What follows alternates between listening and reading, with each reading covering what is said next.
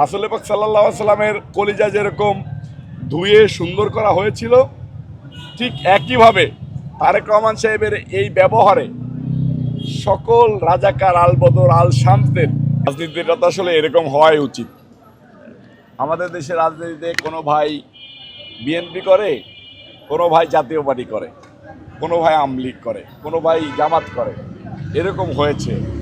কিন্তু একজন আরেকজনের সাথে মুখ দেখাদেখি থাকে না।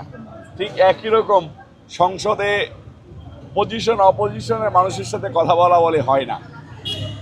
আমরা চাই যে তারেক রহমান সাহেব যে নজির করলেন এটা ধারাবাহিকতা থাকুক, বাংলাদেশে একটা সুন্দর সুফলা বাংলাদেশ গড়ুক, মানুষের হৃদয় হোক এরকম যে আমরা ২০ কোটি মানুষ একত্রিত হয়ে বাংলাদেশটাকে সুন্দরভাবে গড়তে চাই।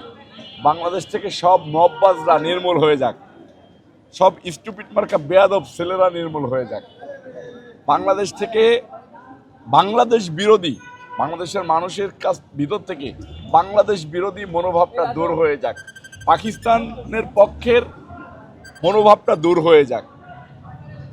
রাসূল পাক সাল্লাল্লাহু আলাইহি সাল্লামের কলিজা যেরকম ধুয়ে সুন্দর করা হয়েছিল, ঠিক একইভাবে তারেক রহমান সাহেবের এই ব্যবহারে সকল রাজাকার আল বদর আল শামসদের হৃদয় ধুয়ে কলঙ্ক মুক্ত হয়ে সুন্দর বাংলাদেশ গড়াই অংশীদারিত্ব হোক সবাই, এটা চাই।